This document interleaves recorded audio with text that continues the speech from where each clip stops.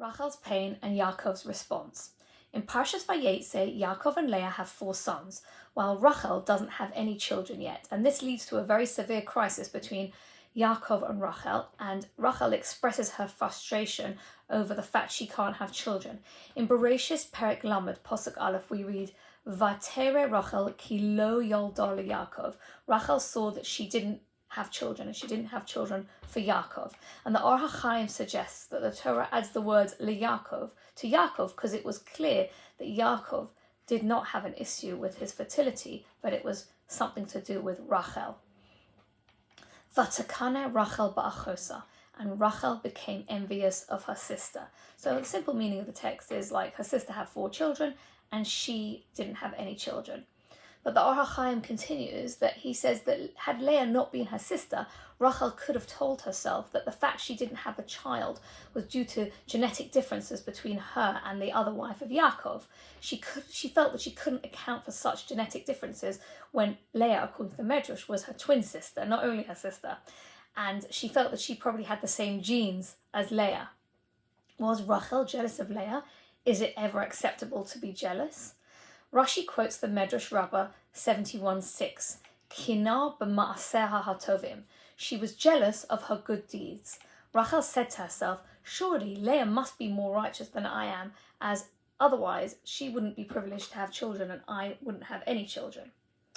In the next Pasuk base, Rachel says to Yacov, Vatoma el Yacov, she says to Yacov, Hovo li bonim, give me children.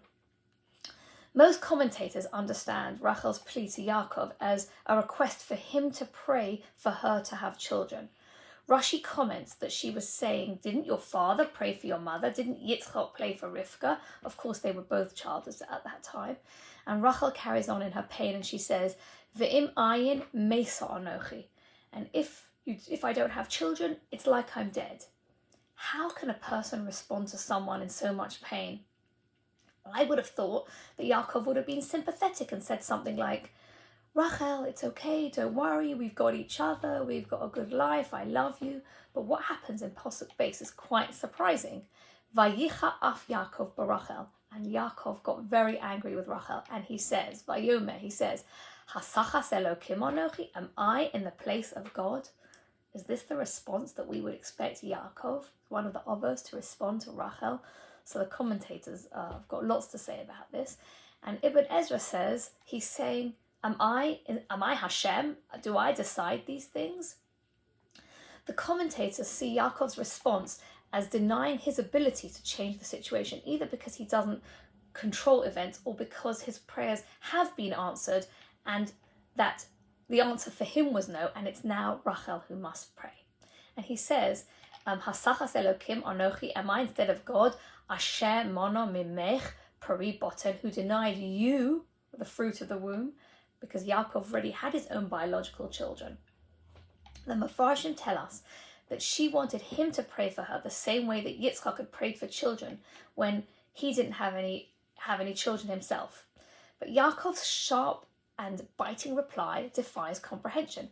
How can he get angry with her? Vayicha af, how can he get angry with her, his beloved wife, when she is going through terrible pain and anguish? How does he respond to her in such an unfeeling, almost spiteful way? How can we explain how he answered like that? It's so surprising that he should be so unsympathetic to Rachel.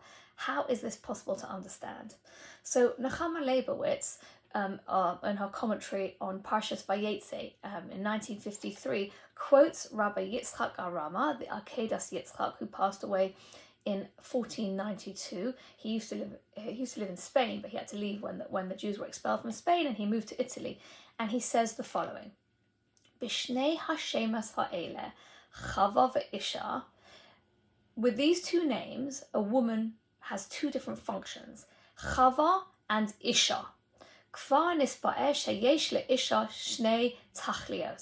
It's already understood that a woman has 2 different purposes, 2 different tachlis in life. Ha'echad, the first one, Moshe Yora Olov Shem Isha. The first one is, we understand through the word Isha. The komohu tuchal lahavim b'divrei seichel v'chasidus. And you can understand this, that a person has got to live their life with intellectual and moral concepts. Everyone has this. Kumo she'osu hanavios v'kama sidkonios, like the prophetesses and like some righteous women. Basically, Isha is like the same root as a man. Every human being is a person who can live their life through intellectual and moral concepts. We've got a function to do. How can we serve Hashem in the best possible way as Ish or Isha? But specifically for women, V'hasheni inyan hahavlada v'gidul bonim. And specifically for women, they have the name Chava, which the Torah tells us is Em Kol Chai, mother of all life. So a woman has a second function, or dual function. The second function is being able to have children. Ka'asher yoreh aleh Hashem Chava, like is taught from the name Chava. Now Yaakov was saying to Rachel, what is going on with you? Even if you haven't got the function of Chava, even if you can't have children, you're still a person. You can still function. We can still be together, and we can still live our lives, and you can still serve Hashem in this way. Al kain chara af Yacov barachel k'she'omra hava li bonim. Yaakov got angry with Rachel when she said, give me children. Lig'or bo, to tell her off, to reprimand her, ulahasich lo bazeh ha'inyan hanichbod, and to make her understand this important principle, that even if a person doesn't have children, and of course that comes with a lot of pain and sadness, there's still, she's not considered dead. They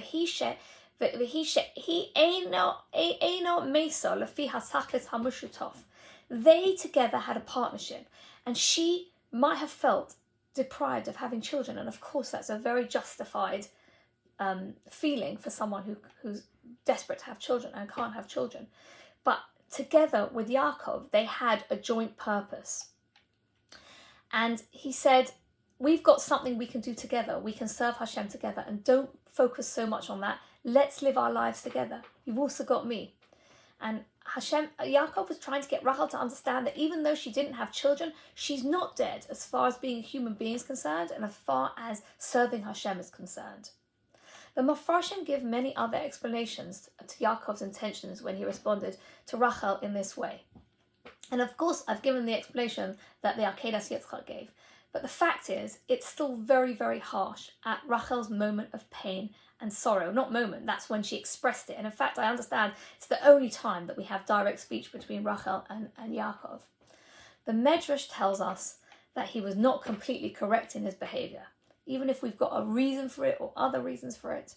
The Medrash Bereshis Rabbah, Ayin Aleph Zayin, tells us, Omar lo HaKodesh Baruch Hu, Hashem says to Yaakov, Kach onim es ha'ma'ikios, is this how you answer someone who's in a very stressful situation? Chayecha, by your life, shebonecha asidim la'amod lifnei bono. In the future, your sons are going to stand before her. If we're faced with a situation where someone comes to tell us something very, very difficult, they are in pain, we should try our best to be sympathetic. And even if we've got an explanation, we have to be very sensitive to another person's pain. Chazal gave us many interpretations for the reason why Yaakov seemed to be unsympathetic. But we see from the Medrash that many years later, the children of Yaakov's other wives, Leah, Bilhah, and Zilpah, all came down to bow before Joseph when he was the ruler in Egypt. So although we've got a bit of an explanation for what Yaakov did, that Rachel should realize that even if a person doesn't have children, there is still a purpose to their life, and there's still a joint purpose to their life. Be ultra sensitive to someone in their moment of pain or anguish, because we see Chazal were quite clear by referring us to this Medrash that later on Yaakov's children would suffer, so to speak, at the hands of Rachel's son, Yosef. May we all have it within us. May Hashem help us find the right words if someone comes to us in a moment of anguish and pain, that we should have the right words to say to them, to give them the support and encouragement that they need. Good Shabbos.